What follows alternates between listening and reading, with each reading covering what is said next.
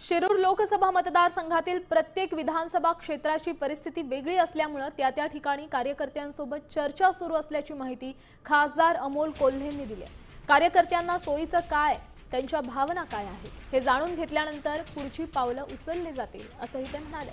स्थानिक स्वराज्य निवडणुका म्हणजे कार्यकर्त्यांच्या निवडणुका असून अवघड काळात साथ दिलेल्या कार्यकर्त्यांच्या भावना जपण्याचं आमचं कर्तव्य असल्याचं त्यांनी स्पष्ट केलं।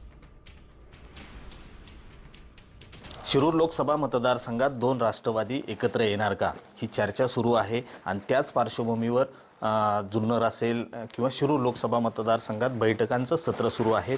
आपल्यासोबत बोलण्यासाठी शिरूरचे खासदार डॉक्टर अमोल कोल्हे। नाही, प्रत्येक शिरूर लोकसभा मतदारसंघामध्ये प्रत्येक विधानसभा मतदारसंघाची परिस्थिती वेगवेगळी आहे आणि तिथल्या कार्यकर्त्यांशी चर्चा ही सुरू आहे। कार्यकर्त्यांचा कल काय आहे, कार्यकर्त्यांना सोयीचं काय आहे या दृष्टीनं या गोष्टी सुरू आहेत आणि कार्यकर्त्यांचं एकदा मनात काय आहे हे व्यवस्थित समजून घेतल्यानंतर त्या दृष्टीनं पुढची पावलं टाकली जातील।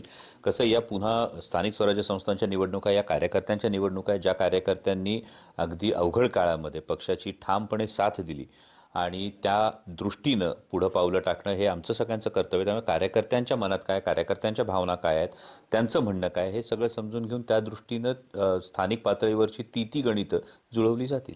व्हिडिओ जर्नलिस्ट सुमित भोसलेचा मी रोहिदास गाडगे, साम टीव्ही न्यूज, जुन्नर, पुणे।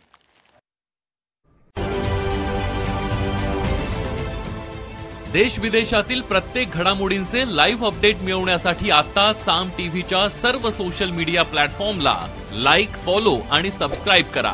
तसंच सर्व नोटिफिकेशनसाठी बेल आयकॉन प्रेस करायला विसरू नका।